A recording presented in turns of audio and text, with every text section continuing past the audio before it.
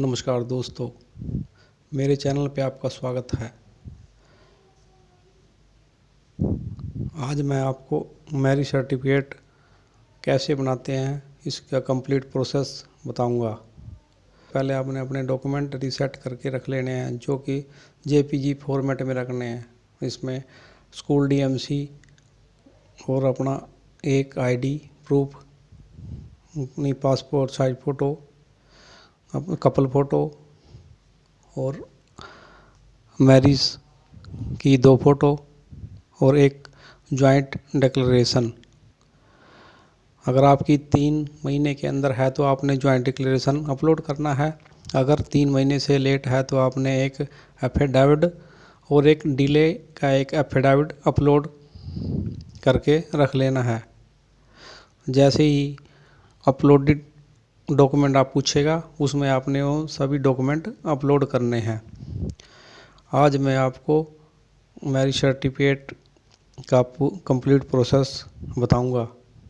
सबसे पहले आपने कोई भी ब्राउज़र ओपन कर लेना है।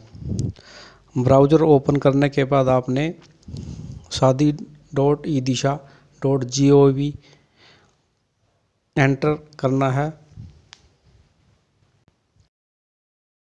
उसके बाद आपके सामने एक न्यू इंटरफेस ओपन होगा, जिसमें आपने अपना अकाउंट यूज़र आईडी एंटर करना है।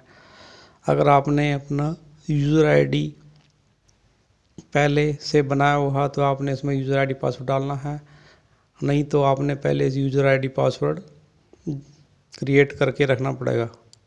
उसके बाद आपने इस प्रोसेस को स्टार्ट करना है।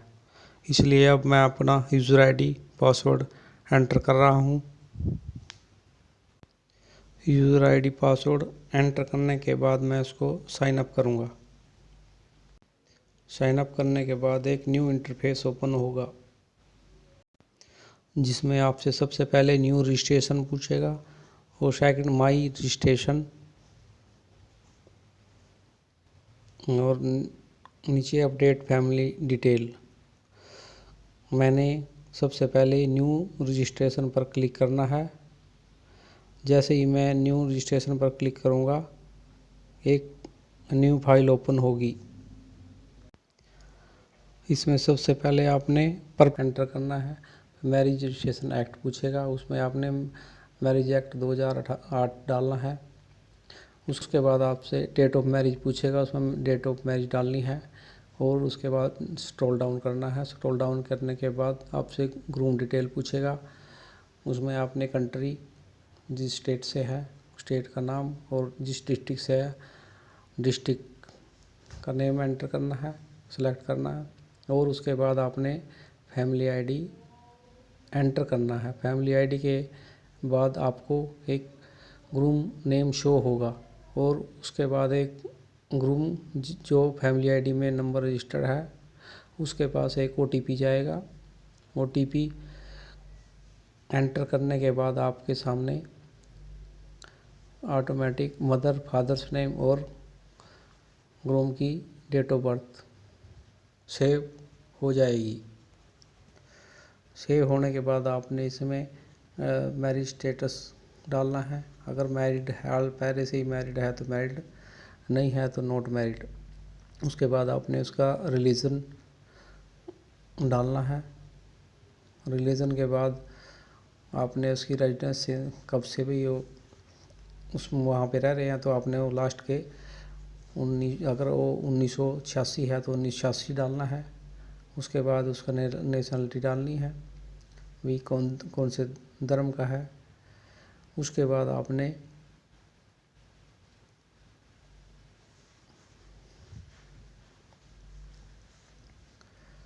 परमानेंट एड्रेस एंटर करना है। परमानेंट एड्रेस एंटर करने के बाद आपने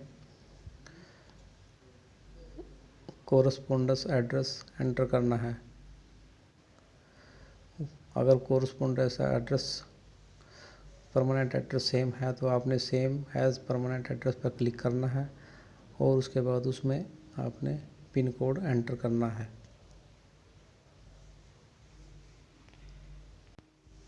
उसके बाद आपने स्क्रॉल डाउन करना है, उसमें आपने इसकी ब्राइड डिटेल डालनी है, कंट्री, स्टेट, डिस्ट्रिक्ट और उसकी फैमिली आईडी डालनी है।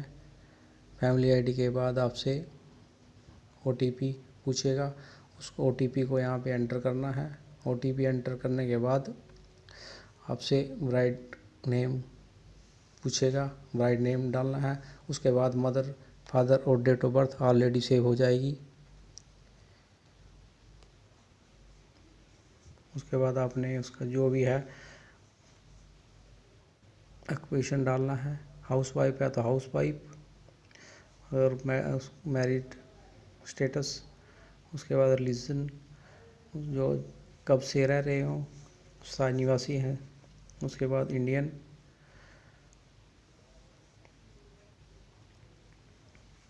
उसके बाद ब्राइड का परमानेंट एड्रेस एंटर करना है।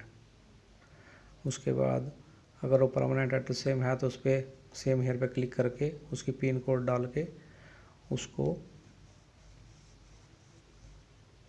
सबमिट कर देना है।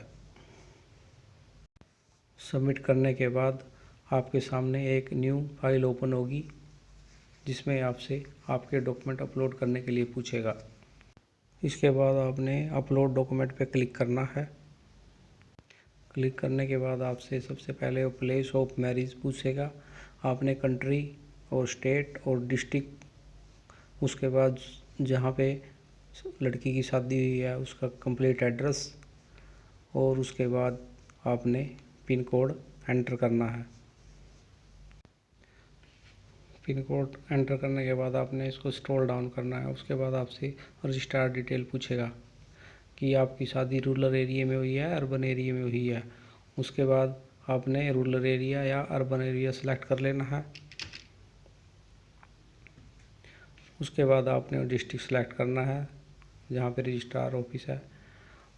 उसके बाद आपने प्लेस ऑफ रजिस्ट्रेशन, जहाँ पे रजिस्ट्रेशन होना है, उसको सेलेक्ट कर लेना है।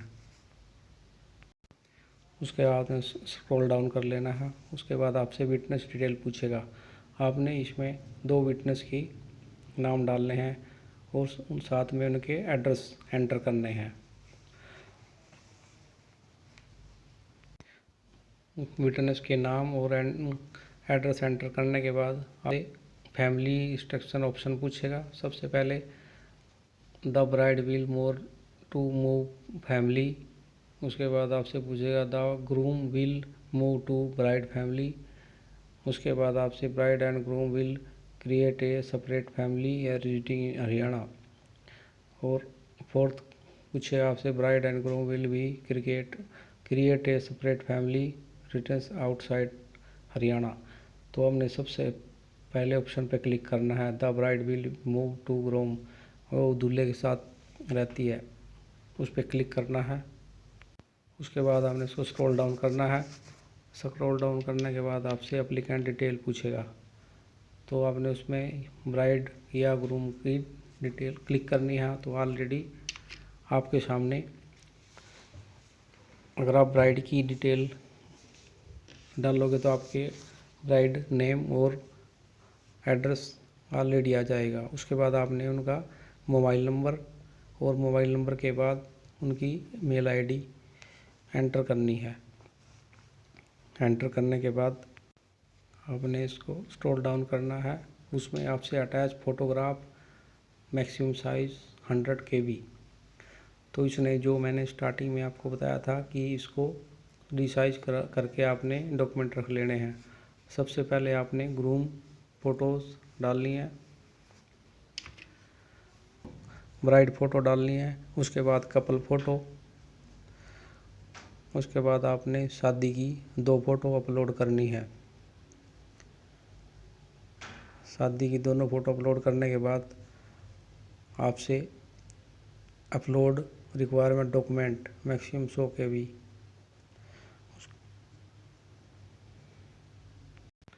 सबसे पहले आपने ग्रूम एज प्रूफ अपलोड करना है। स्कूल सर्टिफिकेट या बर्थ सर्टिफिकेट है उसको अपलोड करना है। उसके बाद bride age proof, school certificate या बर्थ सर्टिफिकेट, उसको अपलोड करना है। फिर आपसे ग्रूम एड्रेस प्रूफ पूछेगा, उसमें आपने ration card, BPL card, voter card, driving licence और रेजिडेंस सर्टिफिकेट इसमें से एक अपलोड करना है।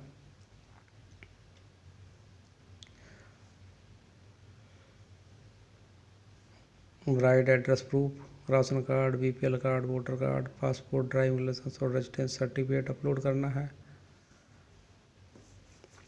और प्रूफ ऑफ मैरिज, यहाँ पे आपने ज्वाइंट डिक्लेरेशन अपलोड कर देना है। अपलोड करने के बाद इसको सेव पर क्लिक कर देना है, तो आपका सबमिट हो जाएगा। उसके बाद आपने पेमेंट पर क्लिक करने के बाद आपने फार्म को स्क्रॉल डाउन करके लास्ट में I confirm that data has been verified and is correct और पेमेंट प्रोसीड कर देना है। पेमेंट प्रोसीड करने के बाद आपके सामने एक न्यू इंटरफेस होगा। इसमें आपने अपना बैंक सेलेक्ट करना है। बैंक सेलेक्ट करने के बाद आपने पे नाउ कर देना है और प्रोसीड टू पे क्लिक कर देना है। प्रोसीड पे क्लिक करने के बाद आपका पेमेंट का प्रोसेस स्टार्ट हो जाएगा और इसको कंटिन्यू कर देना है।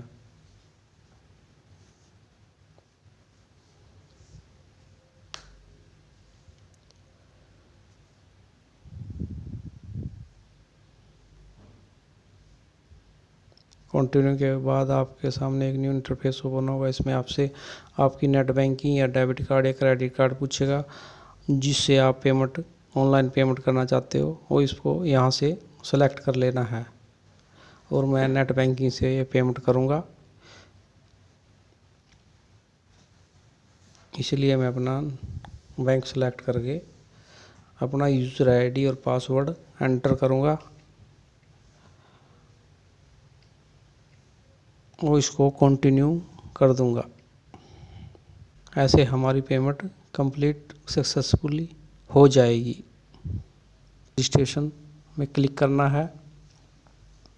उसके बाद आपको बुक अपॉइंटमेंट के बारे में पूछेगा,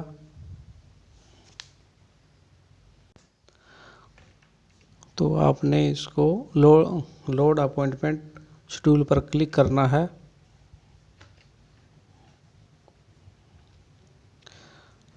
जैसे ही आप लोड अपॉइंटमेंट शेड्यूल पर क्लिक करोगे तो आपसे आपकी अपॉइंटमेंट की डेट पूछेगा।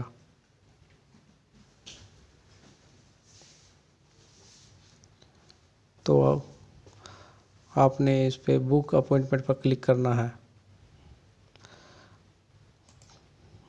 डेट सेलेक्ट करने के बाद आपने इसको सबमिट कर देना है, तो आपकी अपॉइंटमेंट सक्सेस हो जाएगी।